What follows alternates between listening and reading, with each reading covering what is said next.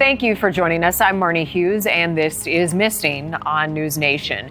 We have some new revelations in the disappearance of Madalina Cojocari. This is a case that we have been following for nearly 2 years now. And in a moment, you are going to hear brand new audio between Madalina's mom and her stepfather, recorded after Madalina vanished around Thanksgiving 2022. Both have been charged for failing to report Madalina missing, and the stepdad has been convicted. But there has been no sign of Madalina. First, we have some new cases, though, to update you on before we get to Madalina's case. State police in Kentucky are asking for the public's help in the search for an 8-month-old baby. Police are using cadaver dogs to search the woods in Reynolds Station for Maya Tucker. They have arrested 5 people, including Maya's mom, father, and grandparents in connection to her disappearance, as well as drug charges. They are reportedly not cooperating with this investigation. Family members say they have not seen Maya since May, but police launched their investigation after discovering Maya was missing during a welfare check. This baby girl has brown hair and green eyes. Anyone with information should call Kentucky State Police. There also is an urgent search in Georgia for this young girl, 12-year-old Maria Gomez Perez. She was last seen on May 29th, about 2 weeks ago. She vanished from her home in Gainesville. The Hall County Sheriff says multiple agencies are now helping in her search, including the FBI and Homeland Security. Maria was living in a home with her father and uncle, who are both from Guatemala. Local news reports indicate investigators are following up now on tips and leads from out of state. Just recently, they've increased the reward to $30,000 for anyone with information that can help in this case. And the search for Maria, you can call 770-503-3232.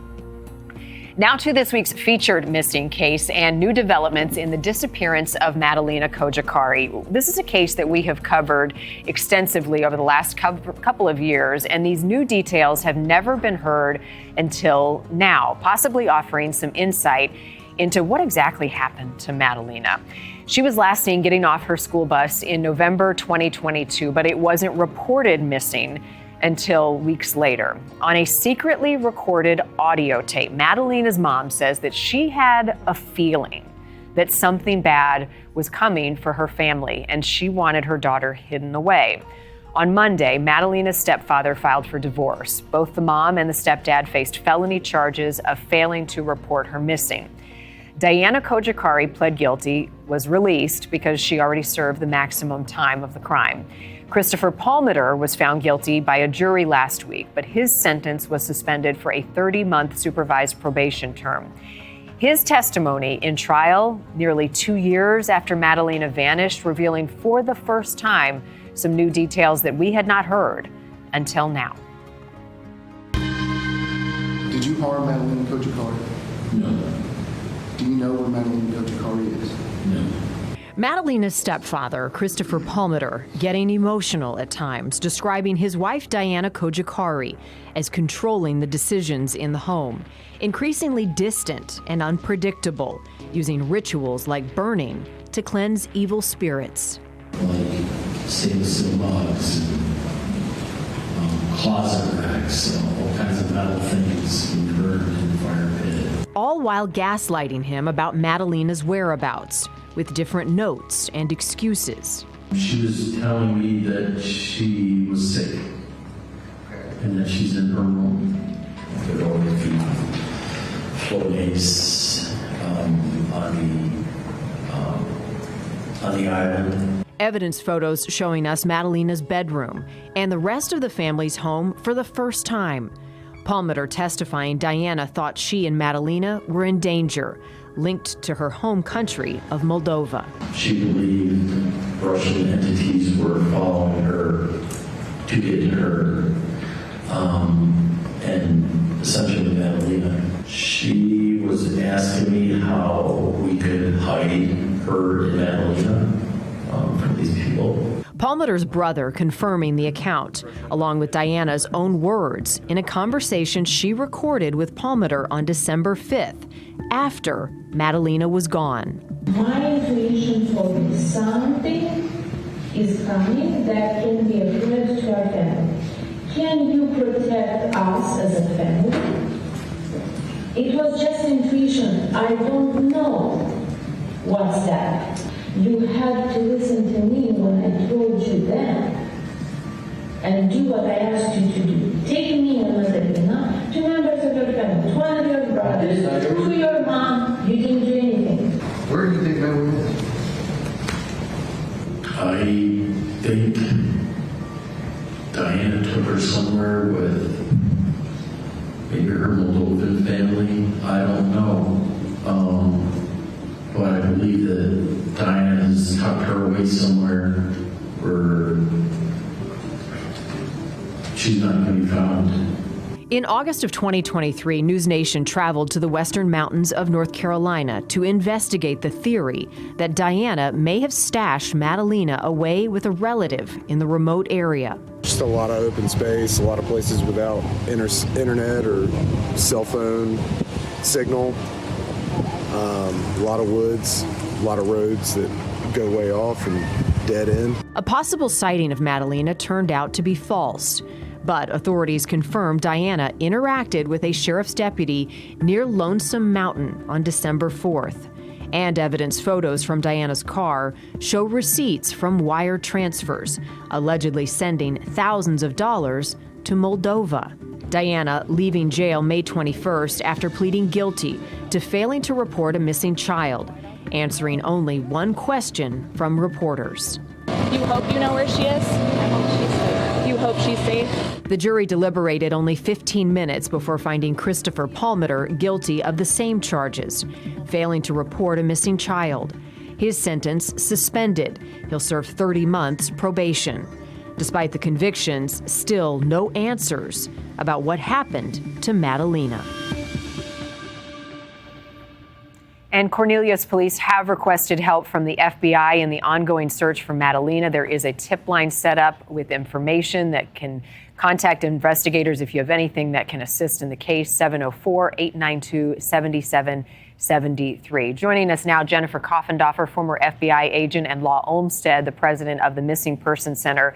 To you both, thank you for being here. This is a really complex case, given what we've now heard in Palmeter's trial and this audio recording. Jennifer, I want to start with you. The FBI is involved in this investigation.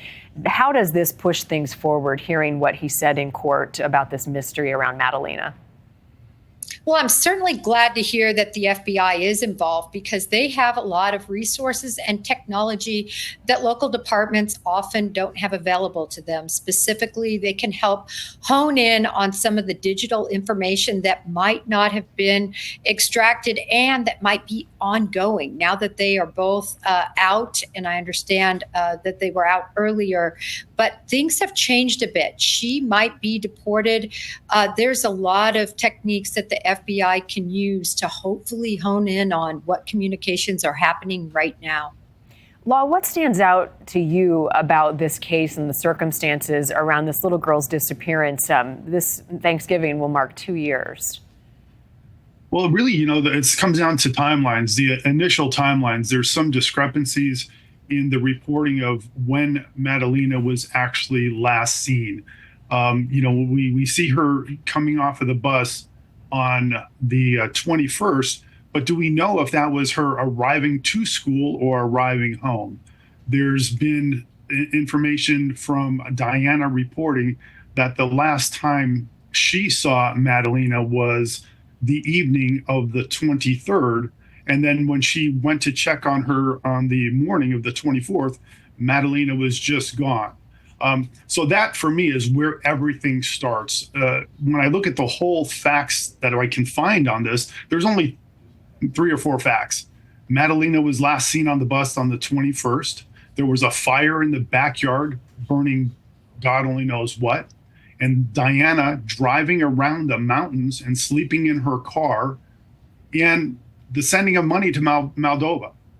Anything else that I've researched on this case, nothing matches up. No one is really telling the truth. But those 3 or 4 facts are really what stands out to me, getting more clarity and building leads on those items. Yeah, you just don't know what to believe. You're right about that, Law. Jennifer, how credible is Christopher Palmer's testimony in court? I mean, he was found guilty by a jury. He's now serving probation. But his testimony about a plan to hide Madalina. Well, I didn't find him very credible, honestly, because his story was sort of all over the place. It's not that I don't think part of his story might be true, but when I watch him, he really is searching for answers. His eye contact is horrible. The way he addresses the question, the person answering or asking the questions, it doesn't make a lot of sense. It's very much deflection. I don't believe that these parents are telling the truth. I think they know so much more. I think they know what happened to Madalina. And if Diana Cojocari is deported, she goes back to Moldova. What happens to this case? I mean, do we ever find out what happened to this little girl? Law, I'll start with you on this one. How does that complicate things if mom is deported? Well, it just makes tracking what she's doing a lot more difficult for sure. And that's going to be the biggest concern, unless there's any way we can get some cooperation with Moldova, but there's pretty much no way that's going to happen. So it's going to really affect just understanding who she's communicating with and just what her overall activities are. So it's going to be tough. If she leaves the country, it's going to be very, very difficult. And there's also, if at some point additional charges can be brought against her, I don't know if there's any extradition from Moldova. Jennifer, do you know, and can the FBI keep her here? Are more charges possible now that she's out? Well, I think it'll be interesting because certainly the Bureau and the Department of Homeland Security has some say-so in terms of whether she's deported or not. It's something that can be put off. It's certainly nothing that has to be done right away. And a good technique that I think in this case should be used is not necessarily deporting her quickly, because typically people involved in cases like this begin to make mistakes, especially since her sentence has been served. So I'm hoping she's not deported anytime soon. How challenging, Law, when you deal with a lot of missing person cases, is it for local law enforcement? I mean, the Cornelius Police Department is a pretty small group, but leading this investigation, for them to try to piece together such a complex case. Well, initially, yeah, it can be very difficult for them, but they have, acquired the help of other agencies, which is the big asset here. They can cover a lot more ground and help with the technology part of this. And, I agree with Jennifer, too, is that I believe both of these parents are not telling the truth about anything. And the reason for that, I believe they're both protecting individually or together some sort of criminal enterprise they don't want identified. And the whole thing, to jump in here about the money being sent to Moldova, is this some sort of blackmailing scheme, or, you send us money to Moldova, otherwise we're coming for your daughter type thing. So that's something to look at as well. I'm wondering, Jennifer, as we know so little about this mom's background, is there a likelihood that this little girl could have gotten on a plane with somebody else and gotten out of the country? Are law enforcement looking into that, and how would they know? I think it is possible, and certainly they should be looking at every possible avenue that this little girl could have been transported someplace and be missing. I'm holding out hope that she's actually alive. I was very disturbed when you heard her stepfather said he doesn't think that she will be found. And I think he goes on to say she's hidden. But it's very concerning whenever you have somebody say something like that you believe is possibly complicit. It's almost like a spontaneous utterance, if you will, that he knows she's not going to be found. So I was very concerned to hear that. Right. And so from a law enforcement standpoint, are they operating under the impression that she is alive, or that she may have been killed, something nefarious could have happened, and even worse? You have to operate both. This Okay. has to be a two-pronged investigation, certainly. Law, what else questions would you be asking if you're on this case right now to try to find some answers? Well, I want to follow up on the facts. And one of the biggest facts for me is the traveling around in the mountains in North Carolina, also taking selfies, is what I understand. I've seen some copies of selfies. Why was she taking photographs of herself in the mountains? Why was she sleeping in her vehicle? Was she lost? Was she waiting for someone? What was she doing there? That is very, very important to me. Also, when you look at, being in the Sugar Mountain area, it's a hour and a half away from her home. The timelines kind of state that she was coming back down from Sugar Mountain, got an oil change in, I believe, Hickory. And then if she would have just continued south, she would have been back home in an hour and a half. But she decided to go west and go up to Lonesome Mountain and spend some time up there. And that's where the sightings were. I'd really want to know more about that. And I would also hit that area with a lot of drones, unfortunately, possibly cadaver dogs as well, just to see if anything can be found up there, because we're talking about very remote areas. When we talk about the Sugar Mountain area where she was supposedly meeting with a cousin that doesn't even live in that area, from what I understand, he's actually from Florida. There's only maybe 400 residents in that area. These are very remote, small towns.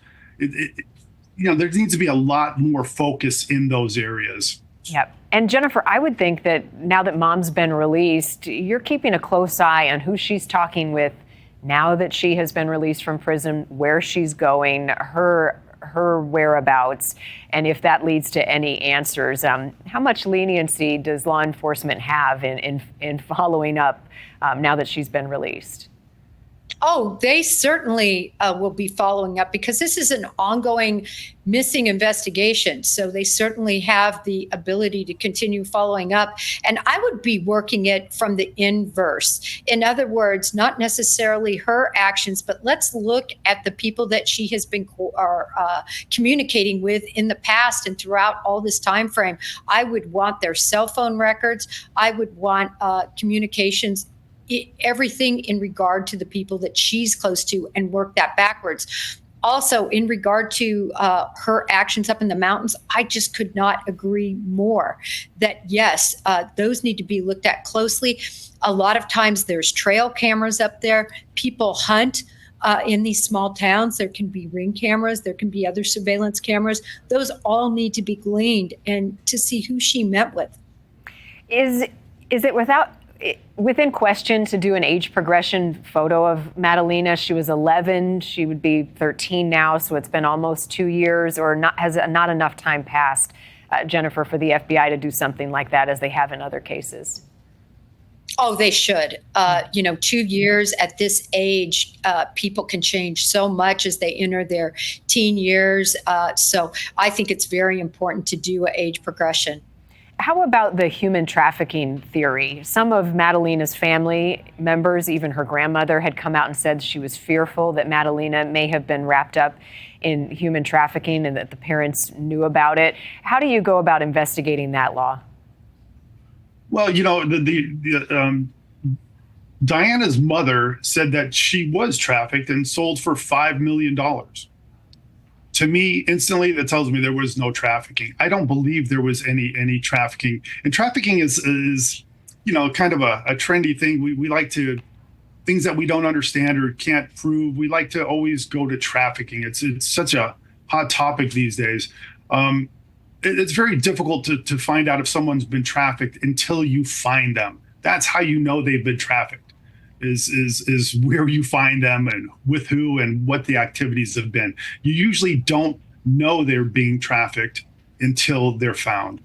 You know what's interesting to me as we're looking at some of that video is the inside of their home, and some of the main living areas look a little disheveled, but Madalina's room is particularly neat, and it's a beautiful little girl's room. Is there anything, Jennifer, that you can glean from that? I guess the question I'd be asking is why? I mean, this little girl seemed like she had a nice space to live.